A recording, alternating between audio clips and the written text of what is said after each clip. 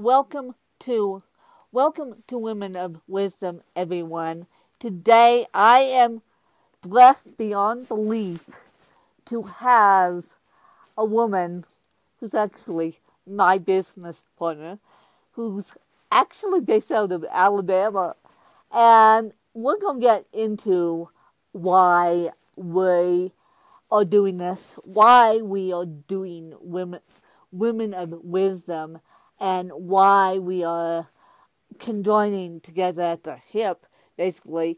And we're going to get into what women's empowerment means to us and madness behind Women of Wisdom, which I don't think my viewers know necessarily of why I started Women of Wisdom. And so I would like to introduce Carla. And my first question, and just to let my viewers know, we're going to talk about her book, my book, and then women's empowerment and what we're doing together as far as women's empowerment.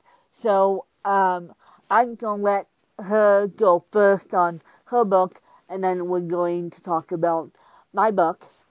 And for those of you who are watching this on YouTube, I'm sorry, but a little disclaimer that Carla knows about. Yesterday, we tried to do this yesterday, and it didn't work, and so I'm sorry about that. And then a little other disclaimer. Carla is very, very, very, very shy.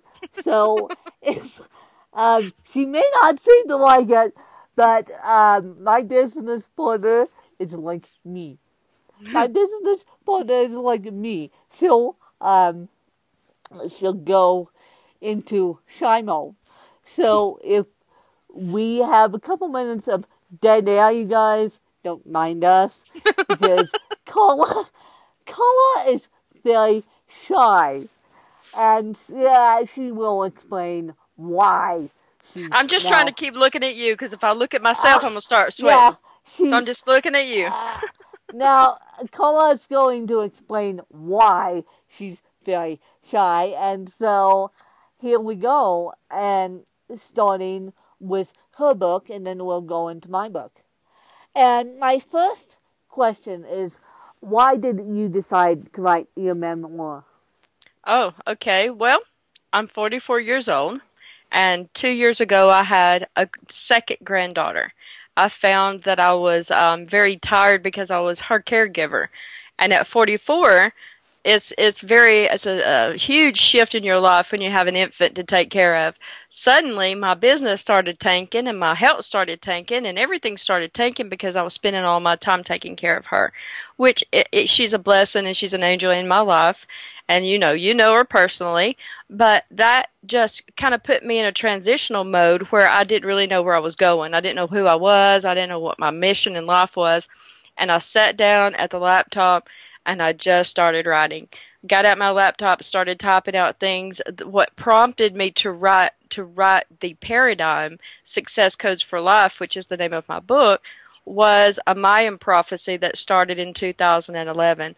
It actually, people thought the world was going to end. So I watched the History Channel, and I saw people hoarding food and guns and just, oh my God, the world's going to end. Similar to Y2K.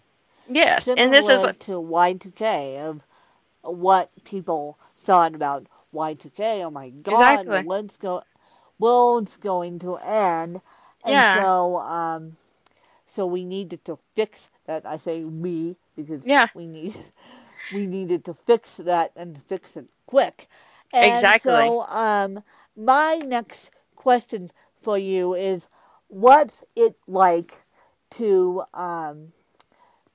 write your story and now be a published author?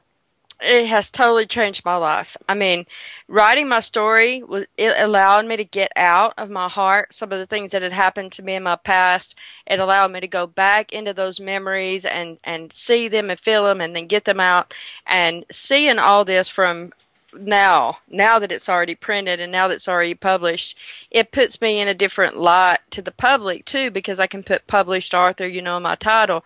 But basically, it was a release for me. It let me pull everything out and kind of heal it and then put it into a book that my children can read and they can pass down to their children. It's just really been totally life transforming to me. Exactly. And just before we get to my book, if I jump in there for 2 secs, that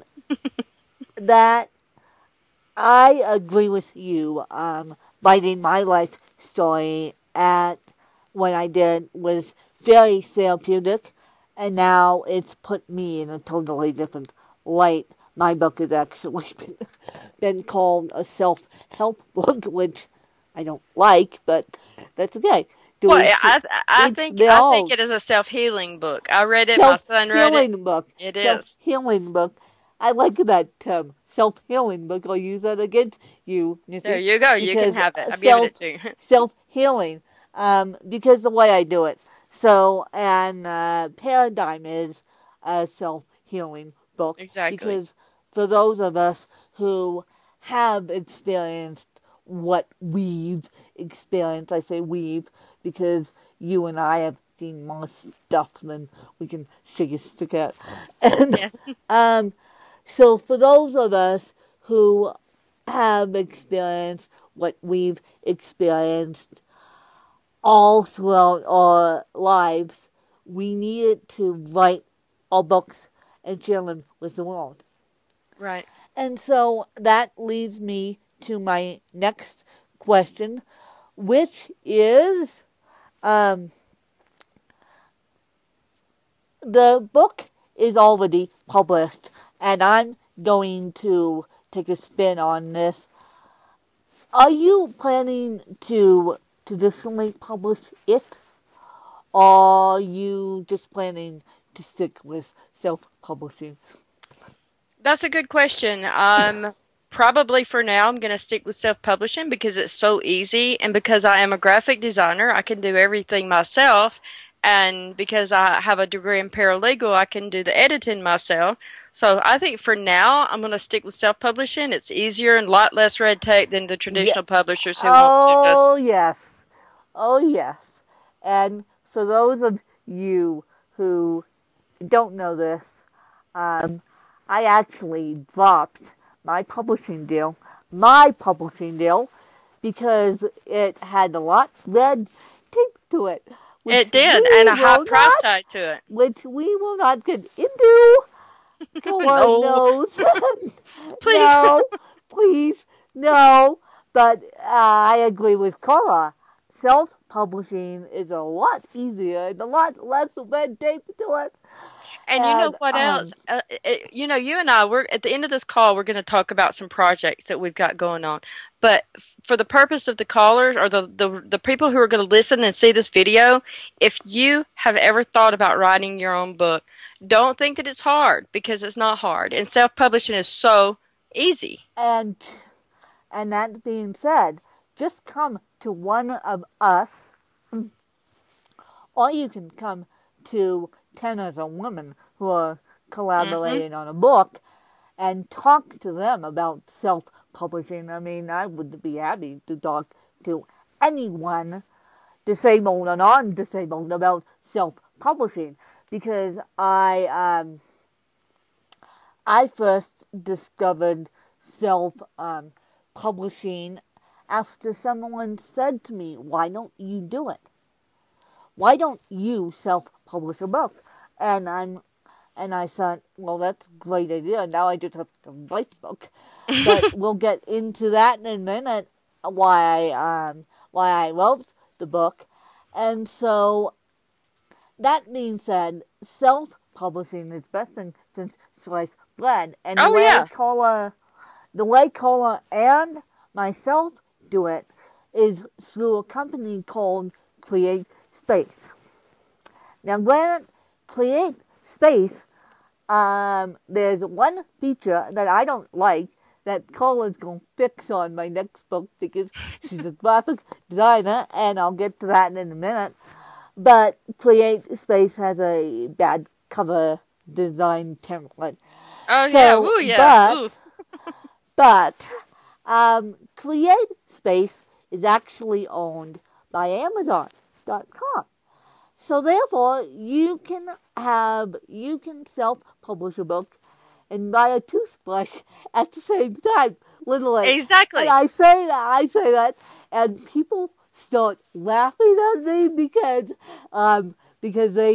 they know that the statement is true. You can find I Win, which is my book, or The Paradigm to Success, which is Carla's book, on Amazon and Amazon Kindle, and it's the best thing since sliced bread. Well, And that you know something else. Here's another benefit. When you publish through CreateSpace and Amazon, you're also on Ingram, which goes to Barnes and Noble, Books a Million, all these other book companies that can pick up your book in their digital catalog. So just like through a traditional publishing company, you would have to have an agent or something else, so that they would have to go to the bookstores for you.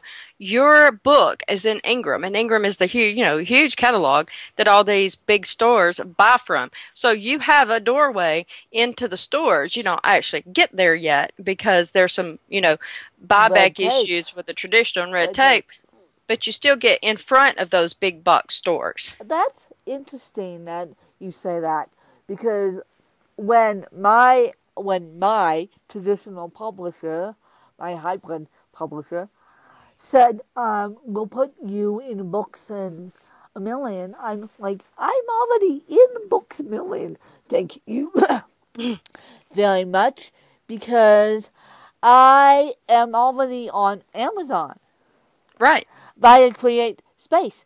So if right. Books a Million wanted to buy I Win on the Paradigm for Success, they could. Yep, They that's right. could. And so that being said, what is your latest book project? Not your latest project, but your latest book projects. I know you said to me many months ago that you are working on a novel series based on the Paradigm series.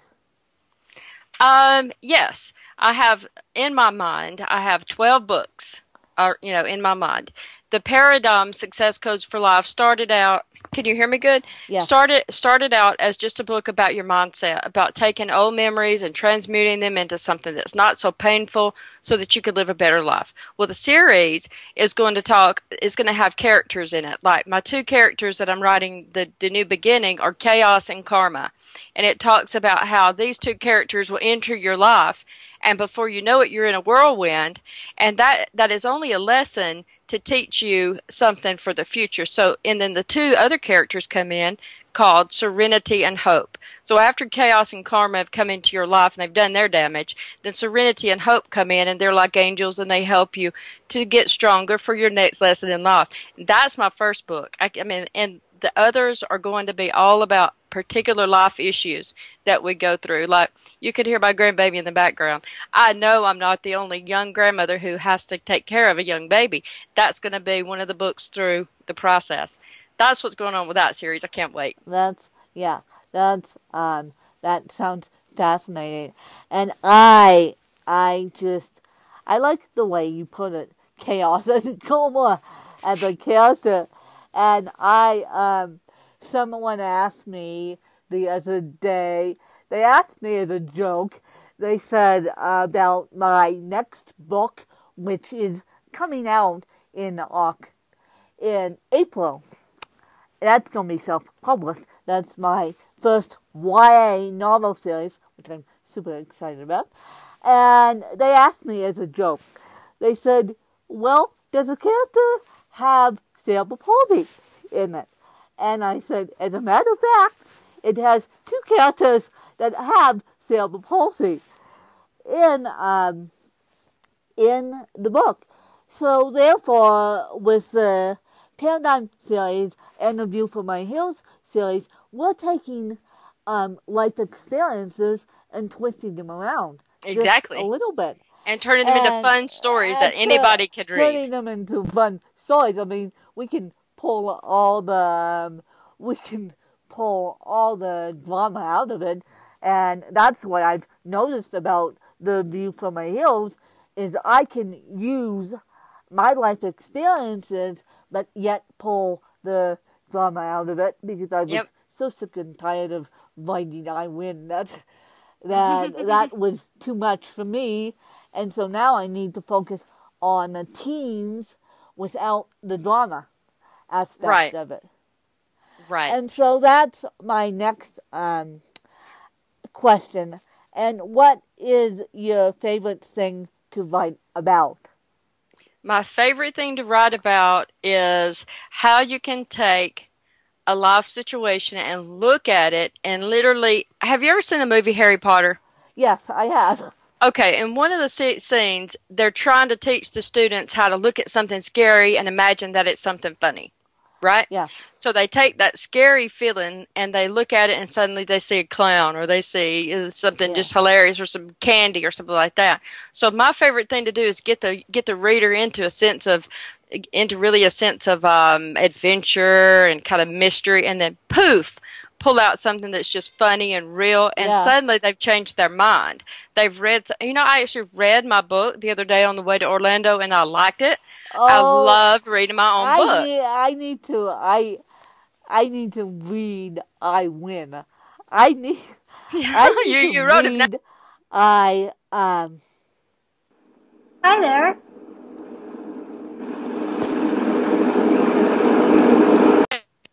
Oh, hi. hello. Where'd you go? I don't know where I went. I don't But know hey, where I went. you're back though, so let's just I continue. am back. I am back. I'm going to tell this other person via email. Hang on, that I can't do it because something else came up. Are we still recording? We're still recording, but Okay, good. my Live and raw. Lynn Charles, thank you very much. yeah, live and raw, live and raw. Yeah, exactly. And so I'm just gonna pull up my email really quick, and while we're talking, and see if and I'm going to ask you your next question. And what is your favorite spot to write in? Oh, that's a good question. I like to take my spiral notebook and pen and go to the waterfall, sit by a tree, and let the inspiration come to me. I like to sit on the ground and be in nature. So basically what ends up happening is that you are sitting on the ground and lands up lands up being underneath a tree, and you land up writing it Right. to I just start the story, and before I know it, I've written 3 or 4 pages. I come home, type it up into the laptop, and then I'll go again. I've got probably 100 notebooks where I started writing the oh paradigm, my god, and I dated them. I looked 100 at January notebooks. 100 2013. notebooks. Yes, I'm yes. not that good. I'm not that good. And They're we'll not full. get Some of them have to crayon drawings on them where Chloe got them and got the I crayon. So, I I'm I'm not that good, and we'll get to why I say that in a minute. And I I'm surprised that you have 100 notebooks. well, I'm see, I would write in some of them though, and then some of them got drawn in. I'd go buy another one. So, yeah, yeah. Well, yeah, crayon does it too. she's my graphic artist. Maybe Chloe wants to be a aspiring author She like can draw circles now. like a grandmother, and I say that because I want to ask you, who is your book best suited for, and what is your dream with this book? Okay, well, I'll start with my dream. I want this book to be a New York Times best-selling book. I want it to be in every country that can hold it, in every language that can read it. and the audience is anywhere from the age of 16 to the age of 50 or 60. It really appeals to everybody. It's not for younger kids, although during the series I am going to write a series for the younger kids. Oh, good plan. So, Good plan. I mean, I Win is not for the young kids. I Win is not for the young kids either, but the view from my hills is. So right. now I think we need to focus on the younger generation and talk about teen and youth empowerment, because Right. now I think Well, I know that you're really passionate about reducing gun violence and violence in general in schools I and am, promoting more compassion and I am, respect. and that being said, do you ever think of writing a children's book? Absolutely. Absolutely. And we're going to talk about my book just just for a moment. And my book is actually coming out in April. And I'm Right. really excited about that because it's my first attempt at writing a YA An attempt, you novel. plowed through that like a bulldozer. I've never seen chapters flying out of somebody's head And so fast. no, and Like, that's because I did I did uh that's because I did it on Apple's speech dictation. How I wrote I Win too is Apple's speech dictation. And wow. Apple's speech dictation, you can actually do So you just like talked into the computer and it created the words? yes. Wow. Yes. And sometimes it added words. It added words in there, and sometimes it just added Messed them words up to completely. it with own content. And so, I hope Apple, whatever you're talking about, is not like an iPhone. Boy, I've got myself in so much trouble sending out a text on the iPhone, and it come out not even close to what I yes, said. yes, yes, yes. Apple's system is on the iPhone, and so now I have to teach people how to use their iPhones Yes. because I've had many texts come at me from people that have new to iPhones, and it's like, What? oh my God, what are we doing here? So, so that's what landed up happening, and so I am shocked and amazed that Siri can actually write a manuscript. And that being said, the one manuscript, you have the biggest smile on your face because we're about to announce what you and I are actually doing. Because we're so sick of traditional publishing. This is not even funny. We're so sick of You know what? traditional publishing that That's it's right. not even funny. Well, you and I are about to work on our own compilation book that's just going to be half yours and half mine, and maybe a third party if that works out, or if it doesn't, it's still going to be just us. Well, it's going to be half yours, half mine, and no third party. And then talk about the third party book that we're all involved with. You're talking about the conversations? Yes, I'm Okay. talking that conversation. Okay, well, in the beginning of the interview, you asked me about women's empowerment. Well, there's a group that I created in 2010 called the Women's Empowerment Network. And today we have 13,387 members. So we were approached by an organization called Wake Up Women Foundation, which is headed by a lady named Karen Mayfield. It's a huge organization that's now reaching into 43 different countries, and they actually have a given foundation where they're collecting money and then they're giving like 60% of it back to one of the members every single month. So they're an incredible foundation, and they asked us if we wanted to participate in this book compilation. It's entitled Conversations That Make a Difference, Voices of Empowered Women. And right now we have 10 authors on board. We're hoping to bring in 15 more. And what's going to happen with this compilation is that once all the authors are in place, we're going to all start marketing together. And once we hit Kindle, the first day we hit Kindle, because of the way they've done it and because of the best-selling campaign that they've created, on day one will be bestsellers. So on day one, each author will be a best-selling author. They will be able to put that on their resume. They'll be able to put that on their bio, and they'll be able to use that their whole life. Plus, they're going to get 5 copies of the book, and you've already told me that you wanted to donate yours. Yes. Because that's how you are. You want to help another woman who wants in. Who wants in, and I didn't realize Wake Up for Women. I'm blessed enough to be a member of this women's empowerment group, and I'm blessed enough to be a member of this book.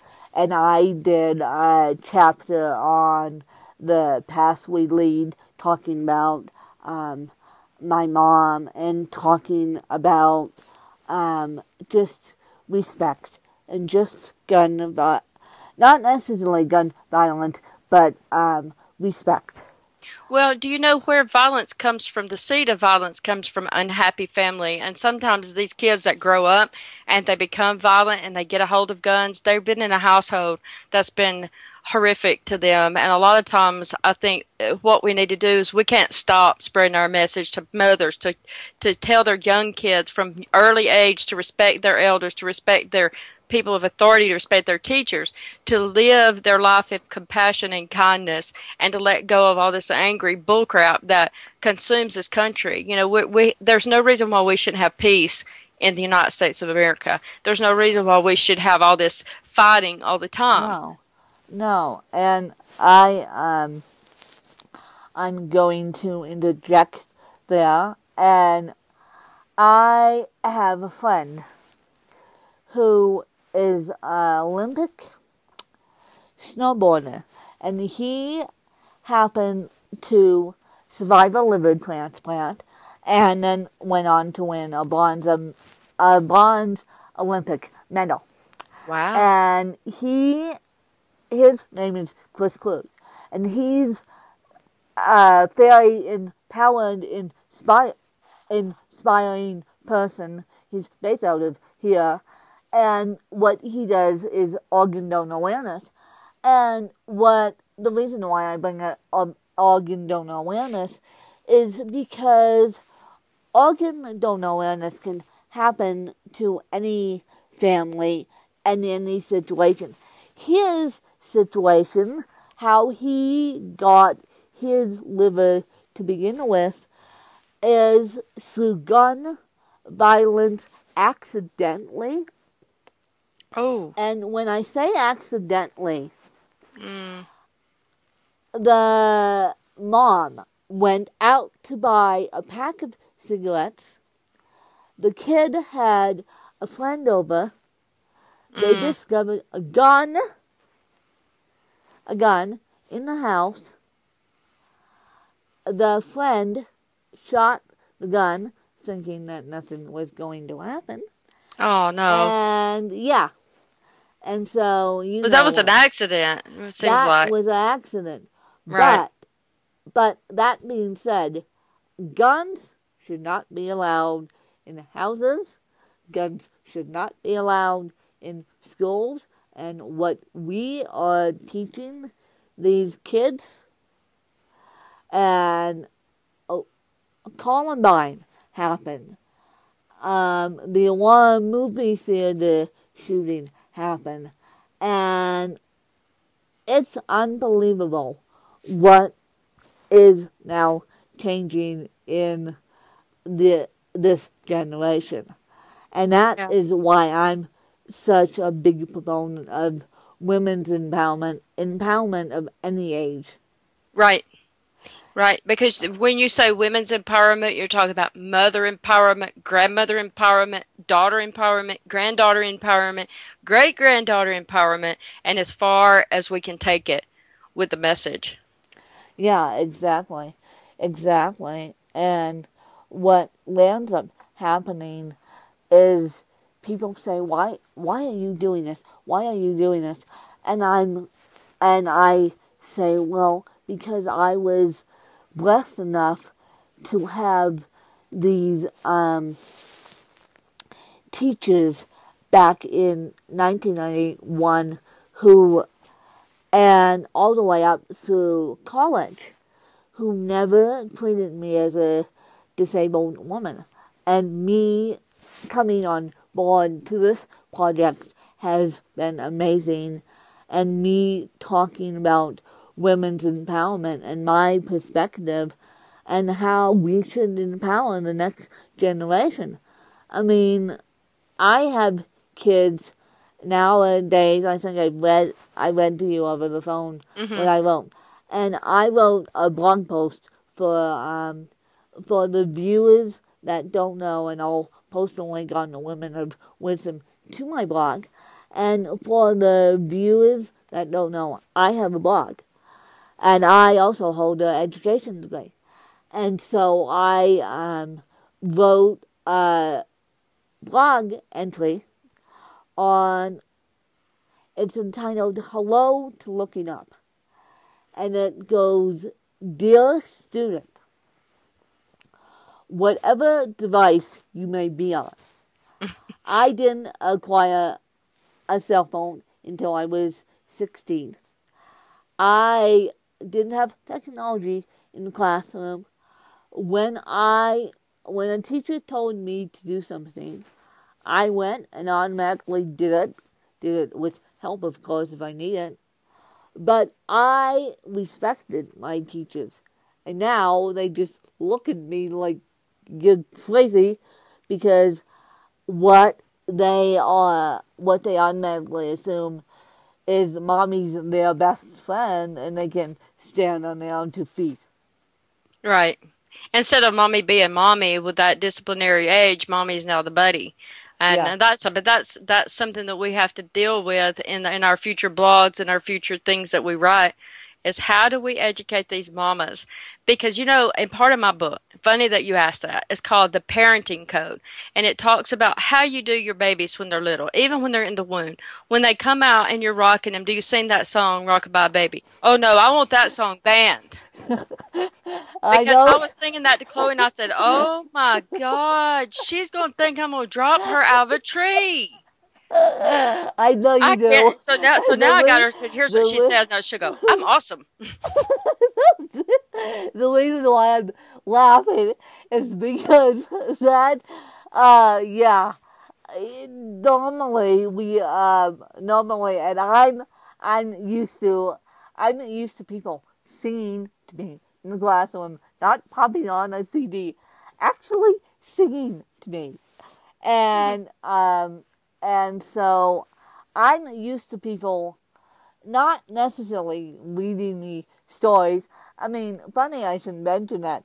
There were no stories about the disabled when I was growing up. There were no stories about the disabled. Now there's stories about every disability of the internet. But no, back in 1991, when I started my education career, unbeknownst to me now, I'm a full official accredited teacher, there were no books about disabilities. So therefore, and people will tell you this,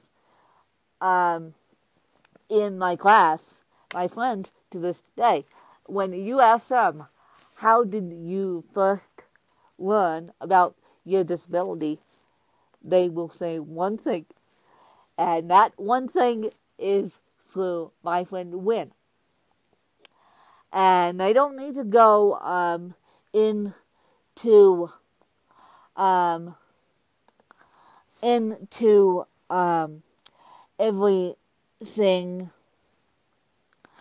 everything that is going on, but they will say everything that they will come out with being overprotective of me because they know I am overprotective of them, and they know I taught them what they know originally, because there were no books. There Right. were no books. And so,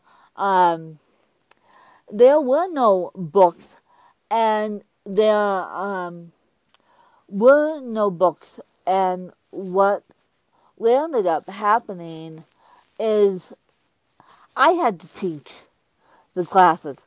I still have to teach people about disabilities. So that you and I talk endlessly about this. So part of your mission now is to educate the public and educate kids and parents about what it means to have cerebral palsy, not Yeah, not about what it means to have a disability, because you've already broke that glass ceiling. Forget that. yeah, I'm sitting here waiting for the email every day. Was, oh my goodness, and I just see the gloves come up, because to me, I see a strong yeah. woman in your face. Thank you, thank You're you. And welcome. that's how I was raised. I was raised to stand on my own 2 feet. Yep, and let me say now, because we didn't say this in the beginning. Well, we did a little bit, but your strength is why I'm even talking to you right here. Because I was ready to put my laptop in the case, put it in the closet, and say, "Nuh-uh, I'm not dealing with this anymore."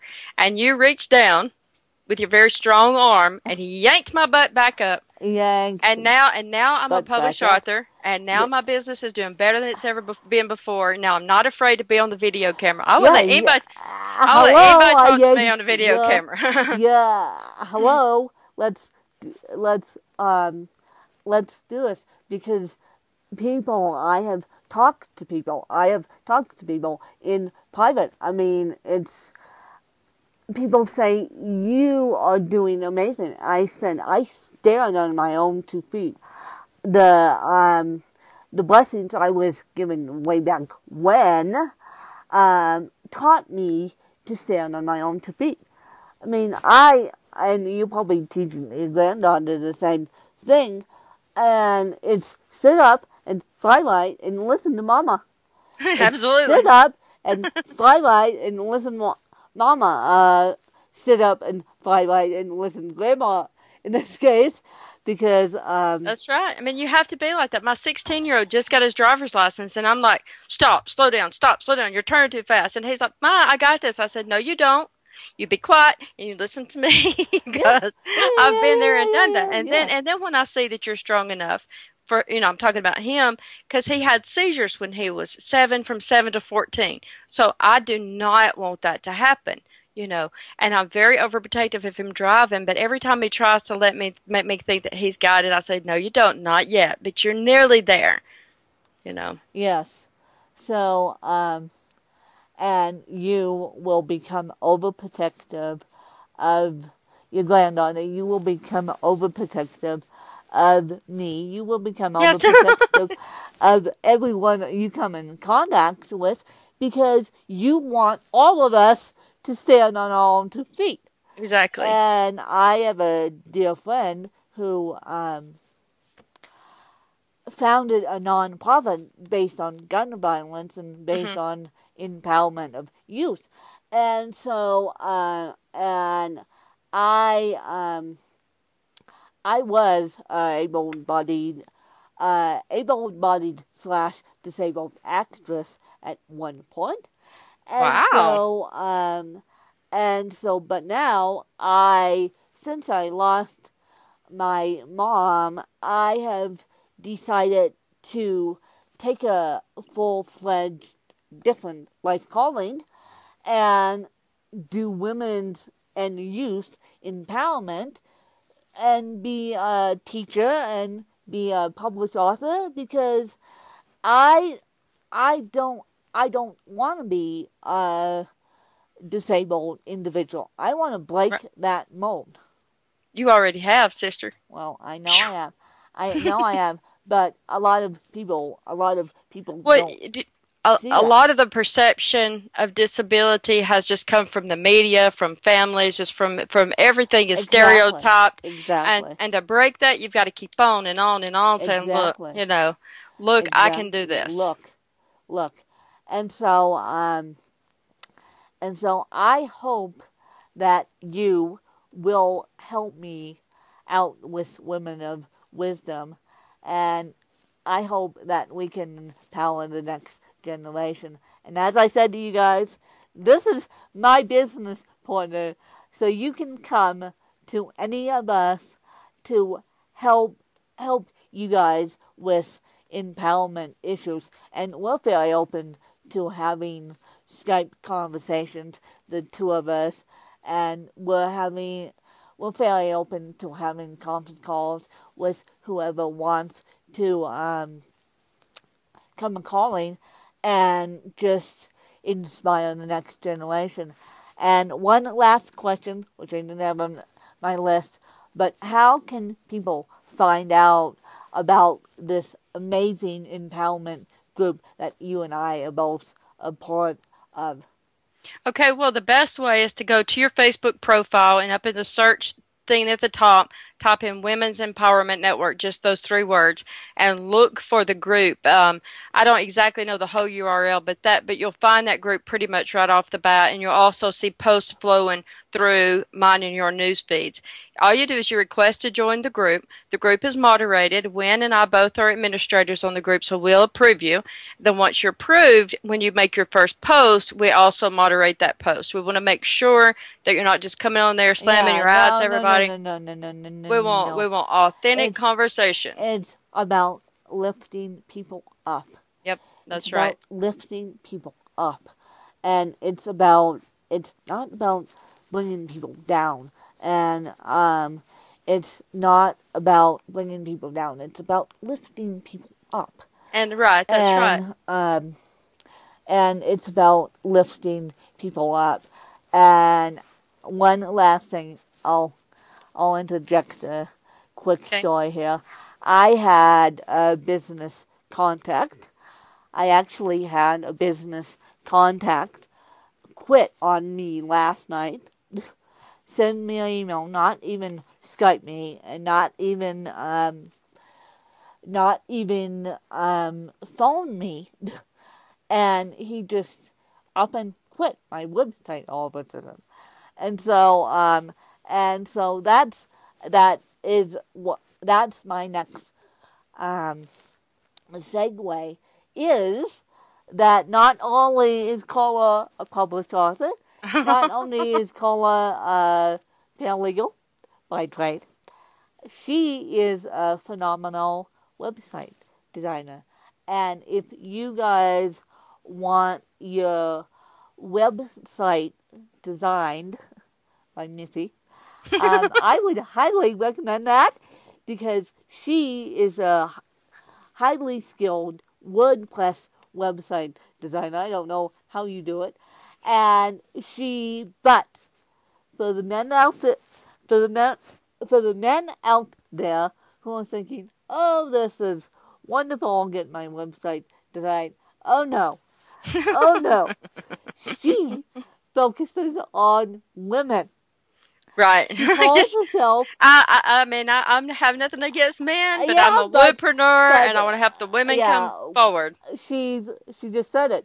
She calls herself a woo entrepreneur, which if you look at my website, which is also wyncharles.com, or if you look at her website, which is enchantinc.com, and you will see her website has a fairy on it, which I am fascinated with.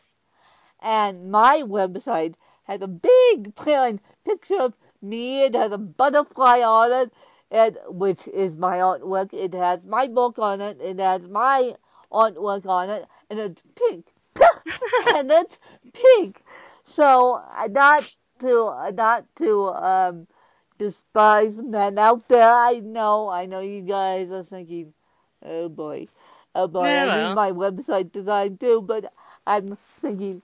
Theirs will be pink too, so this is for the women. This is for the women that need a little bit of uplifting in their lives. And every time I look at my website, it makes me want to cry, honestly, because I didn't You didn't expect that, did you? my website looked very plain and looked like a general website, and quite frankly, I wasn't getting enough traffic to my website, and so now that I'm doing this,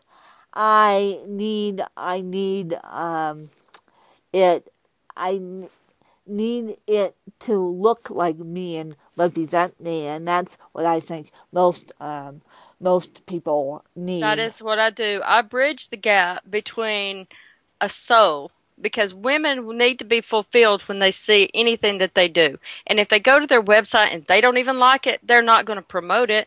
So I just create something totally out there, and that's why I term the term woopreneur, because they will say to me, I'm so woo woo, and I don't want anybody to know it. And I'm like, you're crazy. You got to put your Yes, heart into your website, even if it's purple and black and glitter gold or diamonds or yeah, whatever is on there, whatever makes you feel good, that's what's going to work. I don't care if you're trying to attract men and women clients. If you've got a hot website, it's going to attract everybody. So that's yes. what my mission It's is. it's going to attract those who don't know you, and those who are looking for a little inspiration. And I'll leave Right. it at that note because we can go on and on and Yes. on, I'm and confused, so didn't we I? can be here until the cows come home talking about women's empowerment and websites and all that good stuff. And I appreciate the time today, and I appreciate you coming on my show. I, Not only as my business partner, but as a true friend of women of wisdom. And I would look forward to having you when your next book comes out. I want you back on you talking got about it. your next book. I'm at your disposal. Thank you. All right. Bye. Bye bye.